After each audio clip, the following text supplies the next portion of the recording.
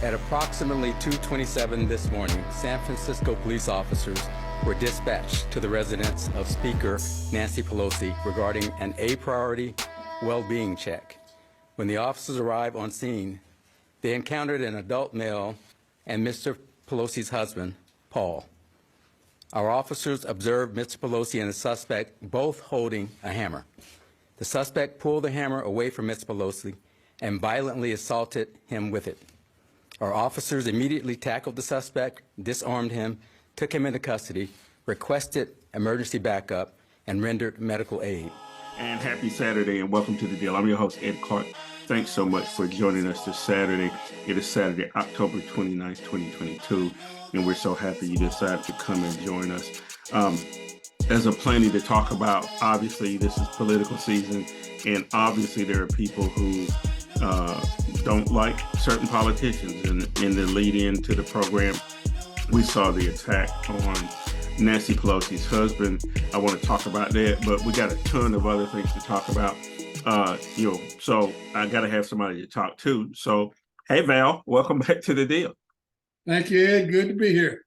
You know, there's a whole bunch in the intro coming in, and obviously we saw the clip there with the San Francisco chief of police talking about the attack on Nancy Pelosi's husband. I want to jump right into it because we got so many things to cover today. But, clearly there have been some people who want to commit violence. We've seen it in the 1-6 thing, people, and we'll talk about that in just a minute, being convicted of for attacking the police officer there. But what about this political violence against people like Nancy Pelosi's husband? Apparently, this guy, when he broke in, said he was looking for Nancy. Are we in just different territory here? I know we've had political assassinations in the United States history, but is this different territory that we're in now? I think it might be, Ed, and I want to focus on the reason.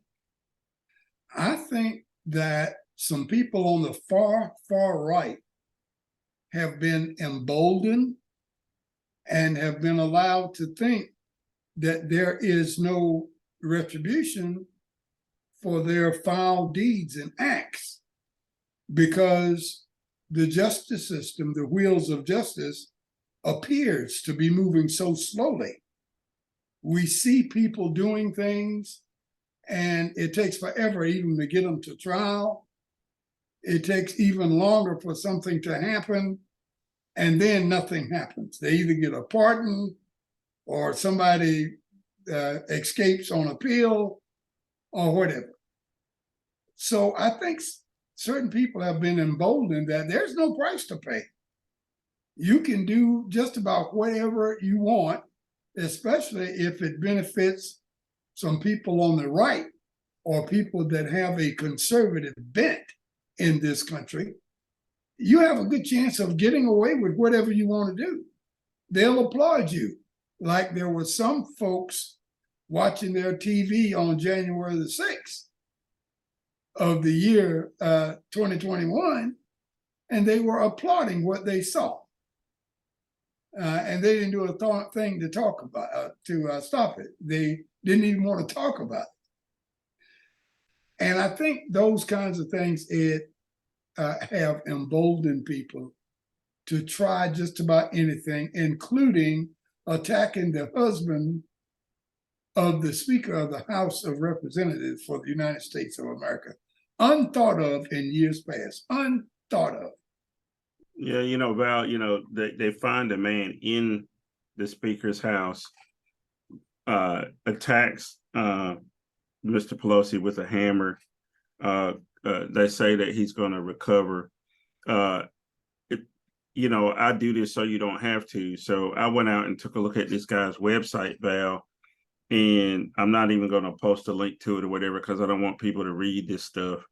But clearly he's unhinged. He talked a lot about sex trafficking and people eating babies, that whole QAnon conspiracy thing.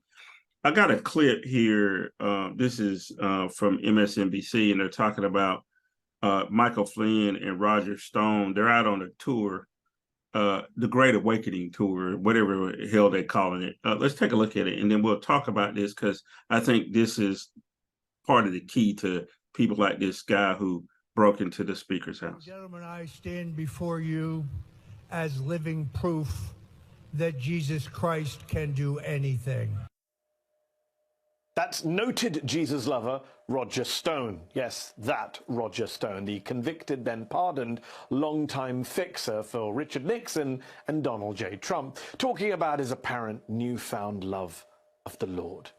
It's all part of what's being called the Reawaken America Roadshow, a tent-style pro-Trump, pro-QAnon, pro-Christian nationalist revival tour that's generated millions of dollars since it was launched shortly after the January 6th insurrection. The roadshow was the brainchild of former Trump national security advisor and current conspiracy theorist Michael Flynn.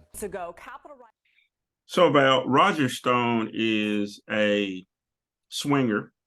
He's admitted to it. He goes to sex parties. He's a swinger, he and his wife.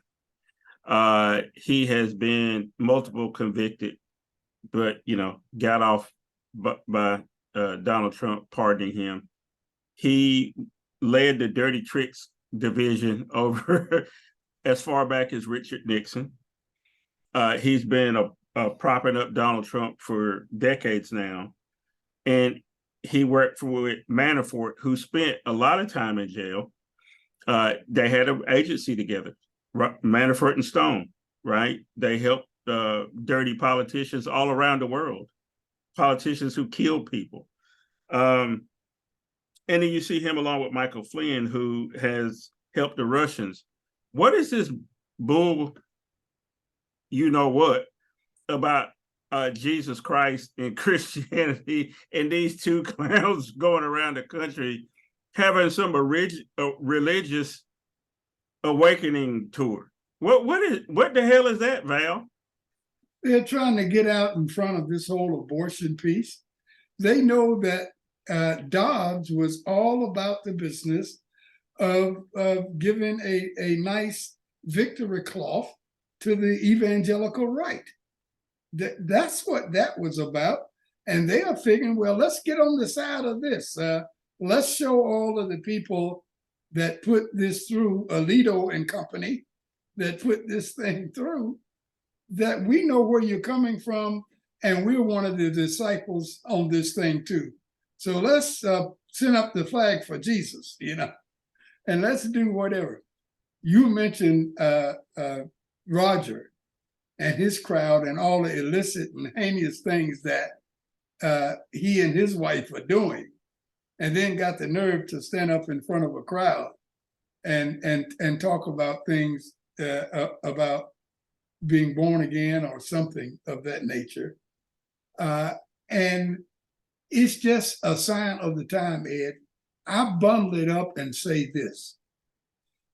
We don't have the law enforcement system nor the justice system in place in this country right now to combat what is going on. What's going on right now is not some playground prank, okay? These are attacks on the fundamentals of our institutions: democracy, freedom, justice, liberty. All of those kinds of things are becoming under attack. And you can't manage that with this slingshot justice, with this slingshot type of apprehension system we got. We're trying to be nice. We're trying to do things like, well, let's make sure they can't win on appeal, and let's make sure we follow the letter of the law. If you're going to do that kind of stuff, go back to the Constitution and take out that part that reads and talks about martial law, because there's no place for it in this type of system that we got now. That's what's called for when people start acting as they're acting now. They have no respect for the law, the rule of law, custom, and the way things should be to promote the good will and welfare of the country and its people. They have no respect for that. So your normal laws don't work. Your normal approach to justice doesn't work. And as soon as Democrats and other 1975 compromisers understand that and get off of this bipartisan stuff and start making decisions based on what is best for the salvation of this country called America, the sooner that happens, the better, because you can't go into a fight against a tank with a slingshot. You can't do that. You can't expect to win. Well, there's a group of people that seem to keep doing that, you know, and fighting a tank with a slingshot is an apt description of what it seems like happens all the time. The Republicans have never been shy about throwing everything at it, you know, to win. That they hold no quarter. You know, if you're listening to this is The Deal. I'm your host, Ed Clark. That's Val Atkinson you hear. If you're listening to us on our podcast, you can get that on Spotify, Apple Podcasts, Google Podcasts, Facebook, YouTube, Venmo, whatever. we're everywhere. So tell your friends to subscribe. We're trying to build an audience, and we got a lot of exciting things coming down the pike. So please, by all means, check us out. We're here to talk about things that probably you may hear a little bit about, but you don't get the kind of analysis that you get anywhere else. But so, Val, the other part of this, like I said, is that we see them out on this tour. We see people like the guy who breaks into Speaker Pelosi's house. I got this other clip that I want to show you. This is about somebody who's been convicted, who actually pled guilty to attacking a Capitol police officer. And then we'll talk about what some more 1-6 fallout. Washington moments ago, Capitol riot defendant Albuquerque Cosperhead sentenced to 7.5 years in prison for attacking former Metro police officer Michael Fanone. NBC News Justice reporter Ryan Riley joins us now. Ryan, we know that Officer Fanone spoke in court today. What did he say? That's right. He talked about the impact that this really has had on his career, how he would trade all of this fame and notoriety that he's gained after January 6th in a moment for him to return to policing, and talking about how he really, this took away his policing career. So a sentence of 90 months rather, was handed out in this case, just a bit short of what prosecutors had requested. They wanted a full 8 years, ended up with about 7.5 years there. So a significant sentence handed down in this January 6th case as the court sort of churns through a number of cases. We're also waiting on a verdict in the case of a Capitol police officer who actually tipped off another Capitol rioter to take down his Facebook post. And that jury is still deliberating in the same courtroom, actually, that this Albuquerque Copperhead was sentenced to just under 8 years now in the assault. So, Val, so this particular person decides to plead guilty. Now, clearly, it's on tape. You see him beating up the cop. And at the end of the clip, they also say that there were some Capitol police officers that helped out some of the Capitol rioters. You talk about the wheels of justice turning really slow. We're almost 2 years since 1-6, and there are people going to prison now. Some people getting long sentences or whatever. But the main culprit in this, Donald Trump, ain't in handcuffs. He ain't had the perp walk yet. Of course, the 1-6 committee, we talked about it last time we were here, has subpoenaed him, and he claims he wants to go there and show up. Is Donald Trump ever going to show up to a 1-6 committee hearing? And then the second part of that is my dream going to be fulfilled to see him in an orange jumpsuit? I want him in a matching orange jumpsuit to match his skin tone. Match his skin tone and the color of his hair. That would be all orange. I've been asked that question before, Ed, and I came down on the side that I thought that you will see him in an orange jumpsuit. You will see him doing the perp walk, and he'll spend some time, not very much, maybe just a few months. But at the end of the day, I think that's going to be his future. This is going to happen. And as usual, the way we compromisers do, and bipartisan people do, is we try to make the sentence as light as possible, hoping we will convince the other side that we want to play nicey and we're good guys and let's everybody walk down the road together, okay? So I still stick to that. I think that's going to happen. But I think you get your wish about the orange jumpsuit and the perk walk and the incarceration, but I don't think it'll be as long as you would like for it to be.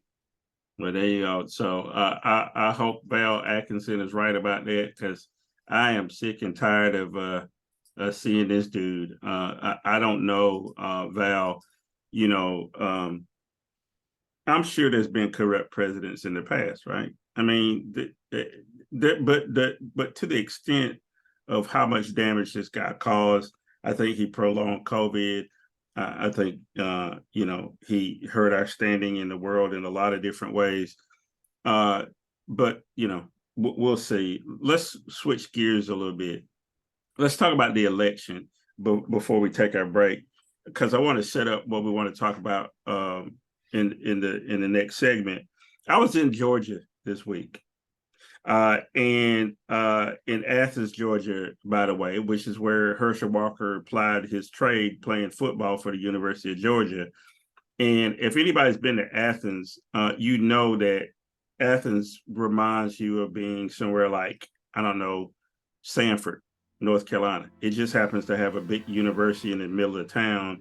But for the most part, it's a small rural Georgia town that has a big university stuck in the middle of it. And so as you drive into Athens, Val, all I saw was Kemp signs. I saw, you know, vote Republican. I saw people standing beside the road selling Trump 2024 t-shirts. I saw people standing beside the road selling all kind of paraphernalia related to QAnon in that area as I drove around the area. What surprised me is I didn't see as many Herschel Walker signs as I expected. And then I only saw Abrams and Warnock signs on the black side of town in Athens. Out in the country, I saw no Warnock signs and that kind of thing. I'm going to take a break, and when we come back, I want to start with what your expectations are of the elections. I want to talk about two races, that Walker-Warnock race and the Fetterman-Oz race. But I also want to talk about some voter suppression things that are going on, like what DeSantis is doing in Florida. So if everybody stay right there, we'll be right back after this message with more on The Deal. My friends and I have been thinking about our reproductive rights, so we started talking about voting in the upcoming election. My friend told me she used vote411.org for her first time voting. It helped her figure out her voter registration, learn about candidates on her ballot, and more. She even made a personalized voter guide, and she didn't have to wait until Election Day to cast her vote. Vote 411 lets you know whether you can vote early, in person, or by mail in your state. Head to vote411.org today and make your plan to vote. Apparently, I guess you have a warrant? For what? I'm not sure. For voter stuff, man. For voters. It's what it is. I think the agents with FDLE talked to you last week about some voter fraud, voter stuff, when you weren't supposed to be voting, maybe. I didn't. So. What are they talking about? That's what we're not the case agents, but what you got to do, they have reduced your bond quite a bit. It's 2 felony charges for voter fraud, but they've reduced it to $500 bonds. So it's $1,000 total. Oh my God, man! What? Yes, sir. So unfortunately, right now we're gonna have to take you to jail. Wow, man! Why are they doing this to me? That's what you're getting at. I didn't do nothing to nobody, man. Voter fraud. What is voter fraud? Voting when you're not supposed to, sir. And welcome back to our second segment of The Deal. Thanks so much for joining us. As I said before, we appreciate all the support that we're getting, adding new followers all the time. Join us on Spotify, Anchor, whatever platform you decide to choose, but whatever it is, just join us because we got a lot to say and we want you to hear. We're going to be doing some other stuff too. We want to start getting more participation from the audience. So if you want to create your own audio recordings or videos and share them with us, we take those in a heartbeat. You can always go to the dealwithedclark.com, where you can always send us a message, or you can email me, ed@thedealwithedclark.com or val@thedealwithedclark.com. And then we'll be more than happy to respond. If you got show ideas, please do that, all of that. So that's our housekeeping. But Val, in the lead in, we saw this poor fella being arrested in Florida for voting. He went down to the Board of Elections, and in the backstory behind this is his brother encouraged him to go because there was a law passed in Florida that gives past felons who have served their sentence, reinstated their right to vote. So this fella goes down, he registers, they say everything's good. He votes. And 2 years later, right before the election, Ron DeSantis, the Trump wannabe, decides to start arresting people, and they end up arresting 20 people. And the majority of them were Black folks, and they make a big show of it. And then it turns out, if you follow the story all the way through, this particular gentleman, like a lot of them, the judge was like, hold on a minute. These people in good faith went down there to register, and some of the cases have already been thrown out. Some of the cases where it's not quite as clear because this is a local matter down there, they reduced it all the way down to just a $500 fine and not a felony. What is Ron DeSantis up to here, Val? Well, if you try to figure it out logically, you'll be here all year and then sometime. He wants to be the go-to person, along with, not necessarily after, but along with Donald Trump. He's trying to become as far right-wing as he can on every issue and take the lead on some. He wants to be the guy that the QAnon folks, that the Tea Party people, that the ultra-right wingers, the Proud Boys, the Oath Keepers, the 3%ers, you name them all. He wants to be the first name off of their lips when they talk about representation, or who thinks like me, who the next guy is going to be to lead us over the next whatever. That's his goal. You know, people talk about Donald Trump so much about that he led the Republican Party and led this country down the road of maybe no return and so forth. I don't think so. I don't give Donald Trump that much credit. It's the people, it's the American people, it's the white evangelicals, it's the white nationalists that saw or see the country slipping away. And it just happened to be Donald Trump this time. It could have been David Duke, okay? Could have been anybody, you name him. It could have been your good friend over at Duke University. Stephen Miller. Mr. Miller. It could have been him. It could have been a lot of different people. It just happened to be Donald Trump had the nerve and the money to get up and do all the antical type things that made him stand out. And it could be anybody. So getting back to your question, DeSantis wants to be that next person. So he'll do anything. And the last thing we ought to do, trying to figure people like DeSantis and Trump and David Dukes and Miller and all that, Stephen Miller, please, we can't use logic. We cannot use logic to figure those people out. We'll be here forever because they don't work on those terms. Right. They don't work on those terms. And if we sit and wait for them to work on those terms, we'll never figure it out. They're on a different plane. And until the American people wake up one day and say, hey, we've gone far enough down this road, it's time I want to go the other way. And I hope when they do that, Ed, that it's not too late. Yeah, that's what I want. If they wait until somebody from the far right wins in 24 or 28 or 32 or whenever that's going to be, if that's when you want to pull the plug and say, we've got to turn this ship around by any means necessary, it may be too late. You're going to jail then for insurrection. They're going to treat you like you should have treated them. Now, they ain't going to play no games with you. They're just going to grab you up, take you down to the jail, slap you with a charge of conspiratorial insurrection. And that'll be the end of it. You and everybody who think like you or who that you've talked to. We'll never do that because it's not the right thing to do. We'd rather talk to them and have them to come around and see that our way of thinking is the best way, and they need to come back and join us. Well, I think we're going to regret one day, Ed. My fear is we're going to regret taking this path of low resistance, taking this path of being the nice guy and being the person that people love to emulate and don't want to hate. Yeah. That path is not needed when you're in the foxhole and people are trying to take your head off, okay? You don't need that at that time, and that's where we are. Yeah.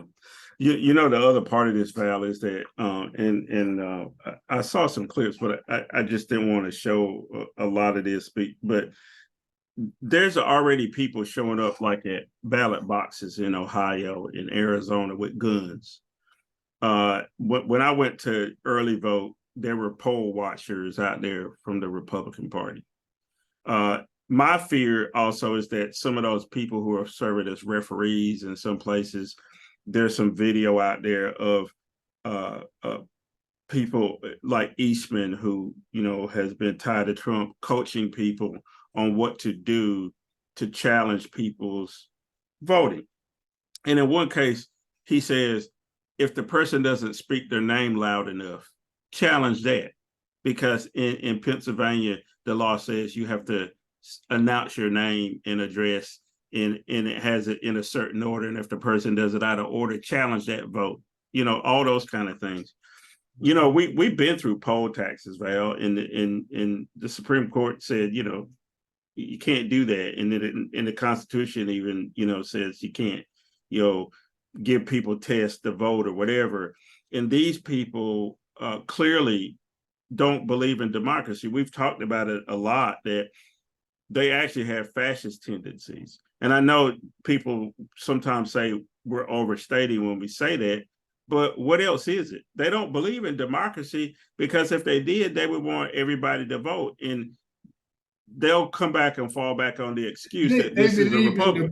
They believe in democracy, Ed, but it's just for white people. In other words, if you go back to the founding, to the beginning here, they had no problem with everybody, all white people voting, because it was just for white men. But as soon as they start allowing Black men to vote, then women to vote, then it became problematic. You have to really vet who should or should not vote. And just being an American citizen who went down to register, and by the way, we didn't have to register to vote all the time. Registration came in after voting started. So, and so we keep changing things to match our desired outcome. When I say we, I'm talking about the United States of America. They keep changing stuff to meet their desired outcome. And when it reached a buttress area that ain't no more changing to be done, that's when you see the violence. That's when you see the insurrection. That's when you see everything else, because they've reached that point, Ed, and that point happened on 2 successive years. In 2008, when Barack Obama was elected president of the United States, in 2010, when the census revealed that as early as 2042, white folks will no longer be the majority in this country. Those 2 things combined threw them off the rail. You can throw logic out the window. You can throw fairness out the window, compromise, goodwill. None of that works anymore. Unfortunately, there's too many Democrats who think it still works, and they're still tethered to it, and they're still trying to make it work, but it doesn't work anymore. They have been convinced that they can't win playing by the rules. And if you're still on the side to try to show them why they should play by the rules, and try to show them what the rules are, I'm not sure how much time we're wasting. So you mean they're scared of colored and brown people is what you're telling me? Yeah, Yes. that's what I suspect too, Val, and not suspect. That's what I know. I mean, because it's very clear to me in how they frame all of this, and of course, every time they talk about voter fraud and those kind of things, like the poor fella getting arrested, they'll go to Black communities or they'll go to brown communities, and then it turns out when you look at the statistics, it's generally Republicans who have committed voter fraud, like people in the villages in Florida where rich white people live, and none of them have suffered the same kind of consequences. There's ample evidence there were people there who voted twice. They voted in Florida and they voted in the state they came from up north as snowbirds, and they have not been walked on TV. They haven't been, treated the same way. And so we find ourselves, and I'm glad, you're a historian, Val, and we always bring history into our discussions, that clearly we know that if we follow the trajectory of elections and election law in the United States, it does become really problematic when you start letting Negroes vote and women vote and anybody who is an American citizen vote, because that doesn't help them. They don't believe in having a melting pot, and they as much say so. But let's talk specifically about elections then. I'll start here in North Carolina real quick. Sherry Beasley, last polls I saw, you know me, I'm skeptical of polls. When I was a younger man, during the election season, I used to work on some polls, and I used to call people's houses. And now nobody has a house phone. I don't know how the hell they do polls now, Val. You tell me. You're the political scientist. I don't know how you get a good sample, because all the polls recently in the last several election cycles have been completely off. But if you believe the polls, it says that Sherry Beasley has a shot. So the only poll that I want to hear right now is the Val Atkinson poll of 1. I'm a poll Val Atkinson. Val Atkinson, what is Sherry Beasley's real shot at winning this? What are you hearing on the ground about her chances? What I'm hearing on the ground is that we may have some reverse Wilder factor. Now, I don't know where this is coming from, but and I know how it works. Reverse Wilder means that during the Wilder factor days, white voters would intentionally lie to pollsters and tell them that they were going to vote Democratic when they knew all the time they were going to vote Republican, but they didn't want the pollsters to think they were racist by saying that they were voting Republican. And that happened in a lot of cases, not the least of which was Doug Wilder running for governor of Virginia. Of course, he won, but nowhere near by the margin that the polls had him leading by. The reverse Wilder factor would be that some of these pollsters are being told, yes, I'm going to vote Republican, because they want everybody to think that they support the white position, when in fact they don't want a lot of women, don't want their husbands or anybody else to know that either they're going to vote Democratic or they're not going to vote at all, because they're sick and tired of what some of these alt-right conservative Republicans that call themselves Republicans are doing. I think that's one thing. And I think the other thing that's going to help is that we're going to have a massive, and I mean massive, turnout from the African-American community at the polls this time. And that'll be enough to push Sherry Beasley over the top. Well, I hope you're right. Let's go to Georgia. Like I said, I was in Georgia this week. I had to take a shower after every commercial that was on there. Val, I thought the commercials here in North Carolina were horrible. And I've seen some commercials from Pennsylvania that are pretty bad, but Georgia was on a whole different level. So I want you to look at this clip. We talked about Herschel a lot last time, so we're not going to talk a lot about it. But here is another woman saying that he asked her to get an abortion. A woman from Dallas claims Georgia Republican Senate candidate Herschel Walker pressured her to get an abortion. She is the second woman to come forward and is not revealing her identity, but she says she had a years-long relationship with Walker dating back to the 80s while he was married and playing for the Cowboys. The woman claims Walker personally ensured that she get an abortion back in 1993 by driving her to a clinic and giving her money for the procedure. Walker calls the latest accusation against him a lie. So Val, clearly, when I was watching the news every night when I was in Georgia, there were Republicans, white folks, who were saying it didn't matter, right? So isn't that really? It doesn't matter. I can say he killed somebody because at least he attempted to kill people in the past because he tried to kill his ex-wife. Does it matter what Herschel Walker does? It does not matter, because what I want some of these Democratic pollsters and strategists to do for me is to tell me how many people are going to change their mind now that they heard that there is one other lady that Herschel Walker asked to get an abortion. How many? What's the count that's going to say, oh, I didn't know it was one more. I don't think I can vote for him now. How many? 2, 20, 30, 100? How many people are you going to get to go down that road and change their mind? My answer is not very many, if any, at all. You're wasting your time. The people that type of news affects were already going to vote against Herschel Walker. You haven't done a thing by coming out with that kind of story. And that's one thing that the Democratic strategists seem not to be aware of. They are preaching to the choir. All of the people who need converting are sitting on the back row in the church. And you're preaching to the choir. And they don't realize this, Ed.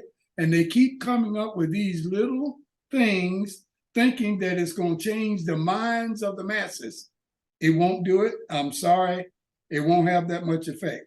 I'm still on the side that says Warnock is going to win this race, but it is going to be a nail biter. And I predict that there will be a runoff. I think that's a good prediction, Val, and that's unfortunate. Again, I just saw way too many indications in Georgia that Warnock couldn't win outright on the first go around because there are too many people who are willing to even entertain voting for Herschel Walker when it's clear he's not equipped to be a U.S. Senator. Speaking about whether or not somebody's equipped to be a U.S. Senator, there's been a lot of talk in Pennsylvania about John Fetterman, the Lieutenant Governor of Pennsylvania. He had a stroke. We know that. Here's a clip where he talks about that, and then we'll end up this segment on that, and we'll talk. I'm running to serve Pennsylvania. He's running to use Pennsylvania. And let's also talk about the elephant in the room. I had a stroke. He's never let me forget that. And I might miss some words during this debate, mush 2 words together, but it knocked me down, but I'm going to keep coming back up. I'm running for the U.S. So, Val, clearly, John Fetterman, he says, look, I had a stroke. This guy won't let me forget about it. But he showed up for the debate. I went and watched the whole thing all the way through. I don't want to spend any time on the other guy because I don't think he's now, he may be a medical doctor, but he's in this for the wrong reason. And I don't even believe he should be running in Pennsylvania. It's clear that he's not a Pennsylvania citizen. He just showed up and decided to run, just like Herschel is a citizen of Texas, and he went to Georgia to decide to run. But talk to me about Fetterman's condition.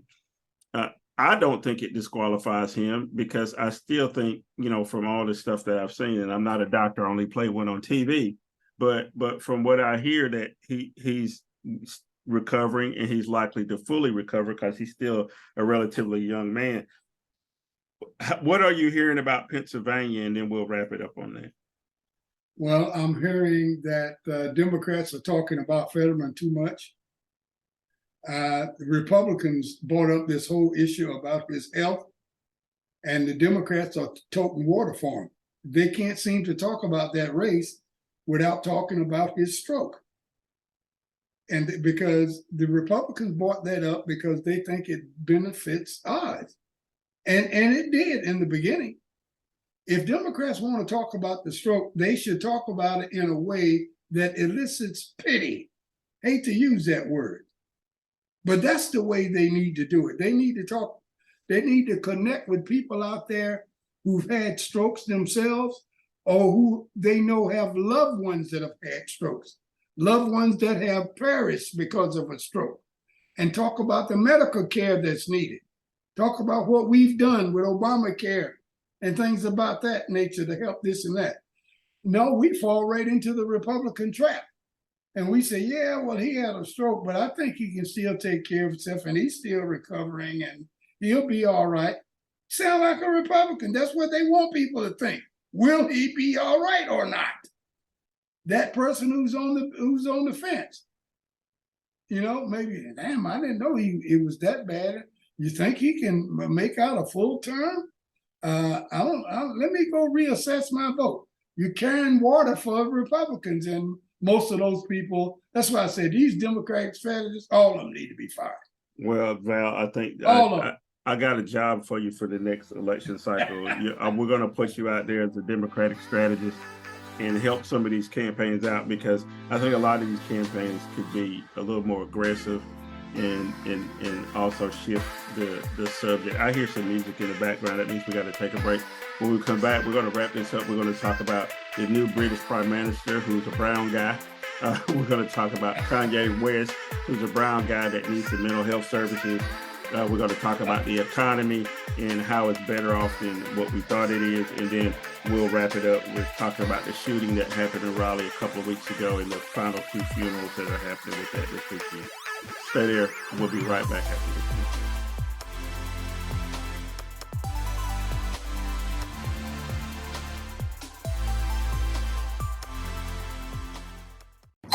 I want to be fearful every time I'm in an open area, in a public place. I want to think about how completely vulnerable I am while I'm closing my eyes to pray at my place of worship. I enjoy practicing semi-annual lockdown drills with 6-year-olds who don't fully understand what's happening. I like going to the movies and making a mental note of every exit in the theater to plan my escape. I hope that our set is interrupted by loud percussive sounds that cause the audience to scream in horror and run for their lives. I want to think of this dumpster as a hiding place for my kid. I enjoy when the only way a family member can identify their mutilated loved one is by the make of their shoes or a DNA test.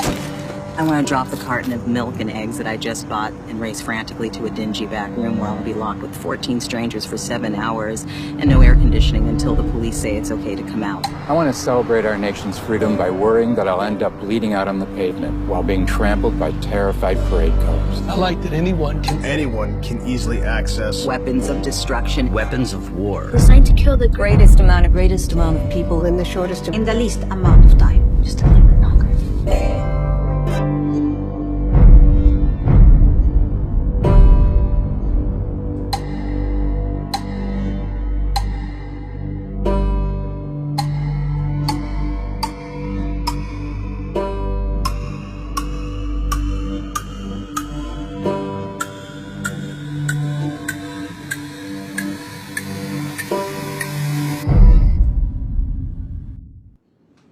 I'd like to pay tribute to Liz Truss for her dedicated public service to the country. She has led with dignity and grace through a time of great change and under exceptionally difficult circumstances, both at home and abroad. I am humbled and honoured to have the support of my parliamentary colleagues and to be elected as leader of the Conservative and Unionist Party. Mr. Speaker, this morning I had meetings with ministerial colleagues and others. In addition to my duties in this House, I shall have further such meetings later today. I'd like to congratulate the Prime Minister on his new post and indeed as being the first Prime Minister of a South Asian heritage which I will be a cause of great pride among many of my constituents. I also have... And welcome back to our third and final segment of the deal. I'm Ed Clark. That's Val Atkinson. And we've been talking about a lot of stuff, Val. We were talking about John Fetterman, Jerry Beasley, Raphael Warnock in the last segment. And I mentioned those three people because those are the three people I want to win. I won't mention the people that are running against. So I'm going to be honest. I'm an honest broker here. I'm going to tell you, I think all those other candidates are flawed. In the lead-in, Val, we saw a brown dude, parents from India, ascend to the prime ministership of Great Britain. The Queen's dead. Charles is the king. And now a brown dude with a sister as one of his lieutenants is sitting next to him in Great Britain. What the hell, Val? I thought the sun never set on the British Empire. Now brown people are running it. But on a serious tip, finally, the Brits have these immigrant people who are ascending to very important positions. Talk to me real quick about how that's reflective of how the world has changed. You talked about the numbers in the United States. Clearly, we've already had our brown guy, Obama, but we may have other brown people. Now, Harris is the vice president. So now it's happening in Britain. Is that what white people around the world are afraid of? Is that they used to go around and treating people so bad, and now these brown people are running their governments and stuff? That's definitely a part of it. You put your finger right on the big part of the issue here, Ed. Let's go back and talk demographics just for a second, and it'll make sense. If you count up all of the white people on the planet in all of the white countries and whites that are in countries where they are not the majority, in African countries, for an example, places like that, if you count them all up together, they only make up a little over 11% of the population of the planet. I'll say that again, 11%. The other 89% of the planet is made up of people of color. They're made up of non-whites. White people are they're shrinking into their own little enclaves. They are running scared. We've had a black guy running things in the United States of America, a brown guy about to run things in the UK. What's next? That's where all of that fear comes from. I'll take this second to talk about Roland Martin's new book called White Fear. You guys need to pick that up. He talks about some of this stuff in there. White folks are concerned. They're concerned that we are pushing them right off of the edge. So they don't have any place to run now. And it's showing. We are reacting to it here more dastardly than they're doing in Great Britain. In the United Kingdom, they're taking a look at things and they're saying our parliamentary system is allowing us to go ahead and move forward without the rancor and dispositions that the United States of America put itself through. And we'll see. I hope we don't have a problem with that. But I think it comes from the notion, Ed, you asked a question, what's going on? A lot of people don't understand that between India and China, those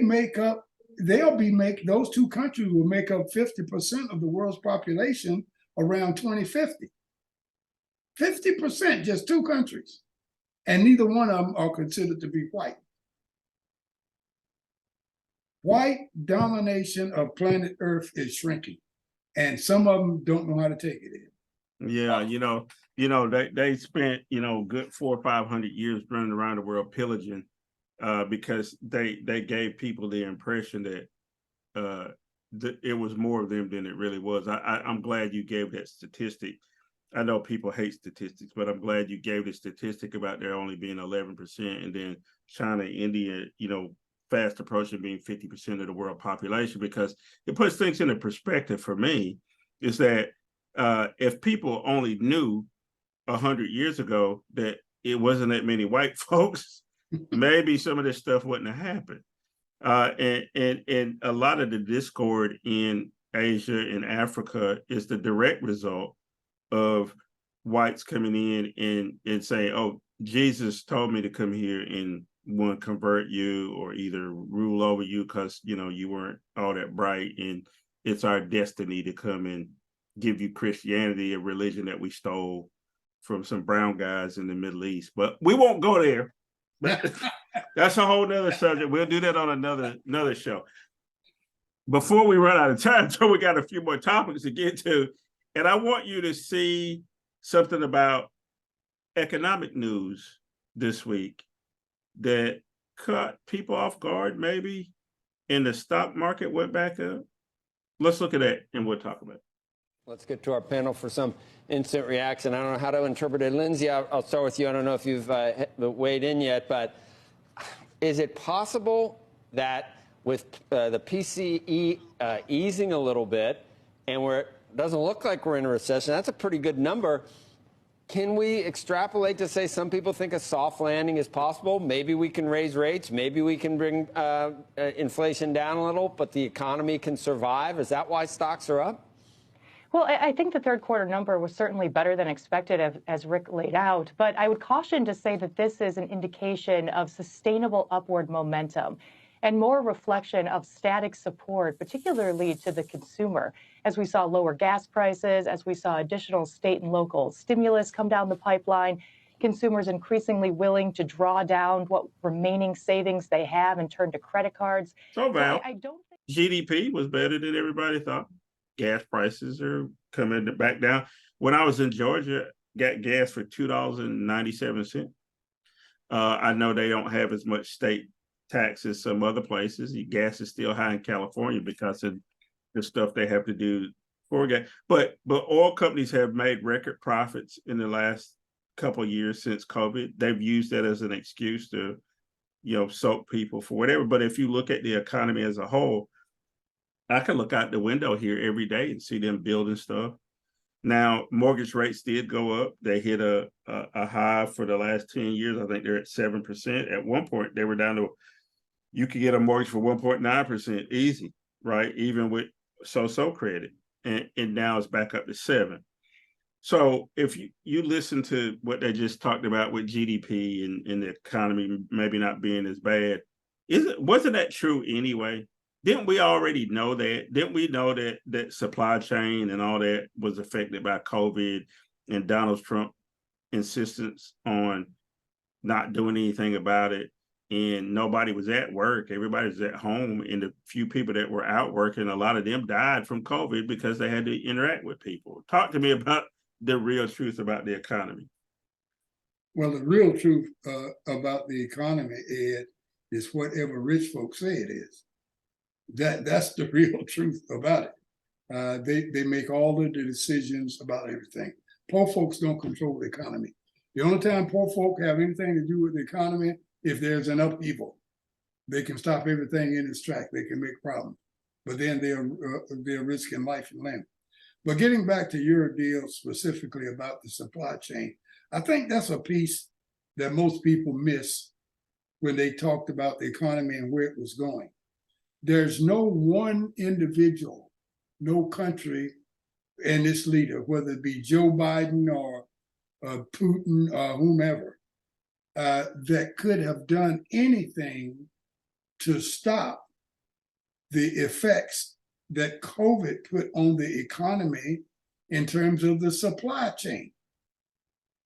And that affects the primary law of the economy is supply and demand. And when you got a problem of that ilk, of that nature, then prices just start getting crazy. And then on top of that, we had some untimely deaths. Excuse me. We had some untimely deaths due to COVID. And we had to start doing things differently. We had to start working from home. In some cases, in some businesses, it interrupted our chain of command, how we ran things and who ran things for our particular companies. So it had an effect.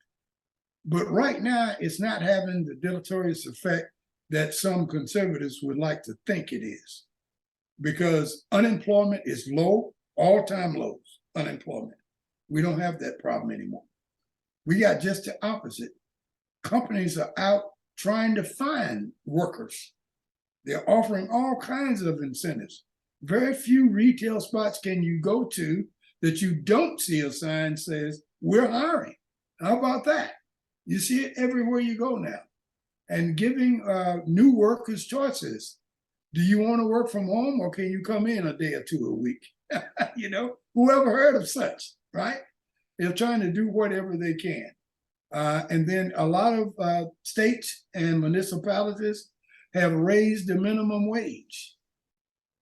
A lot of companies have gone in and raised the minimum wage. Companies saying they're starting people off at $15 an hour instead of the $7.25 that the federal government has by law as being the minimum wage.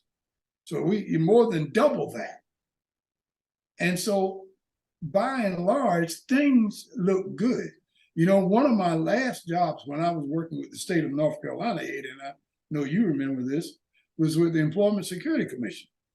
And I was with UI, Unemployment Insurance, and we were responsible for writing checks to people who qualified for unemployment insurance compensation.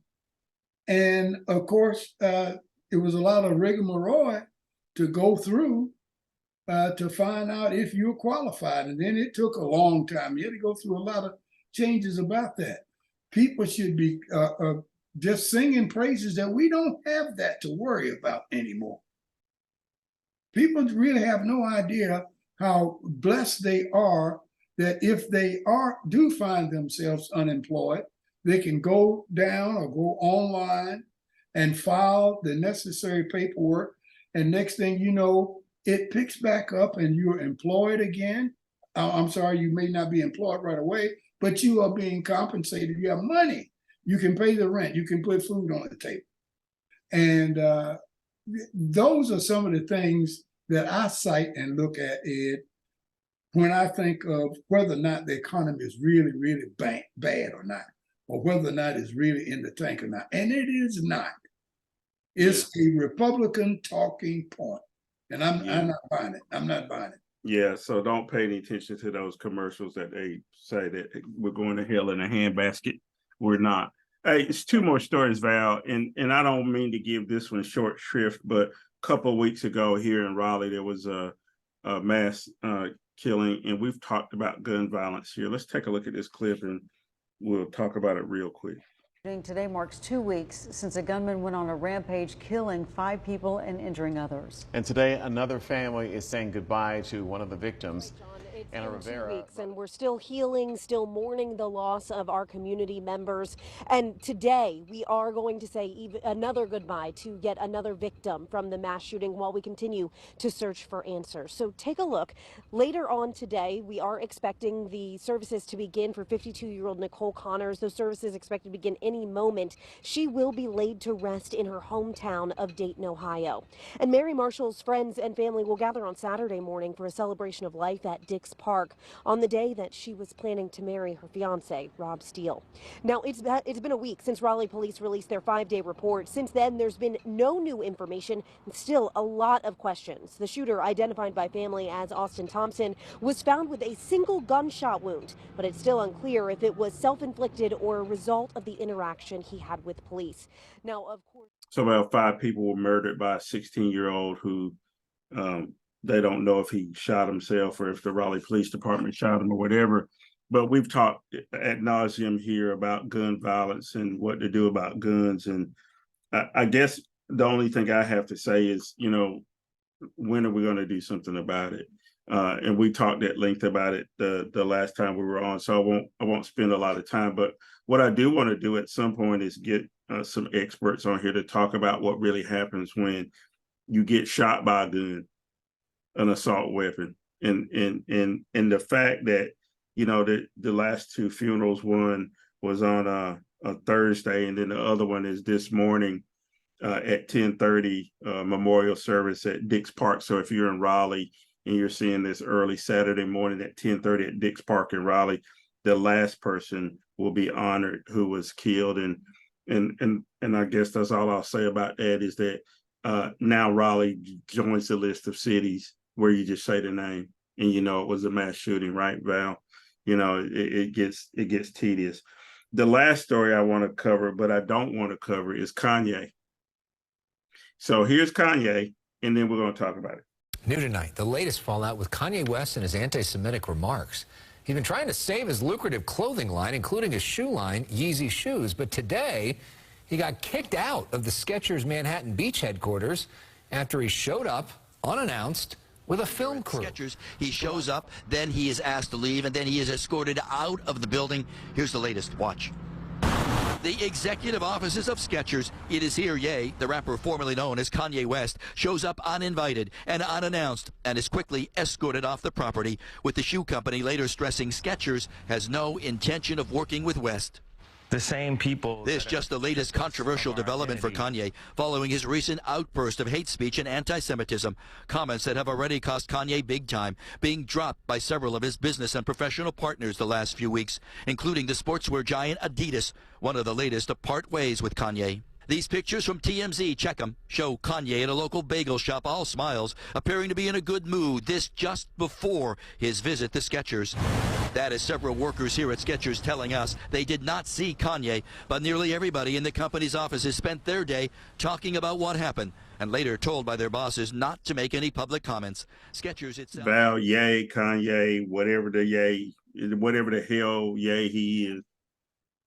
To me, Val, it clearly shows that he has some mental health issues.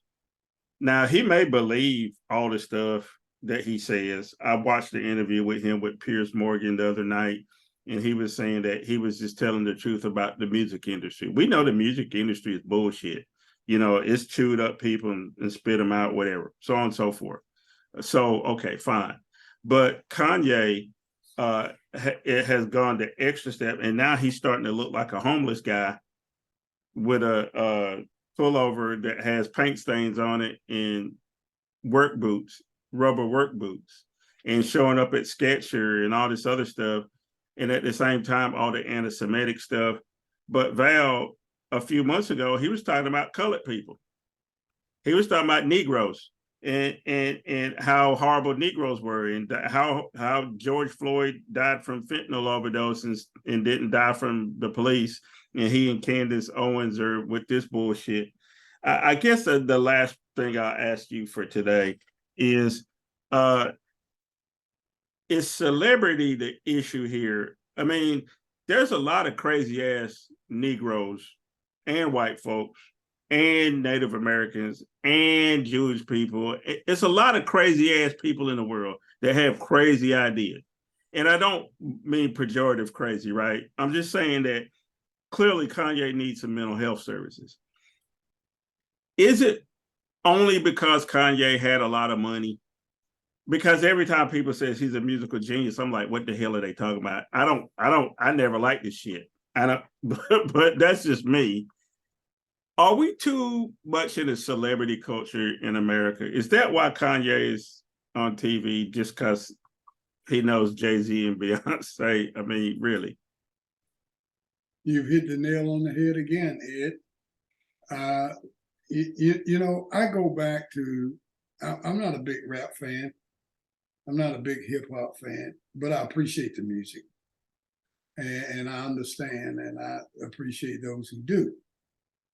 But, you know, I'm an old Temptations guy. That was my era of music that I love. But I look at guys like Otis Williams, the guy who founded the Temptations, the group itself. And what would have happened to Otis had he not been a Temptation?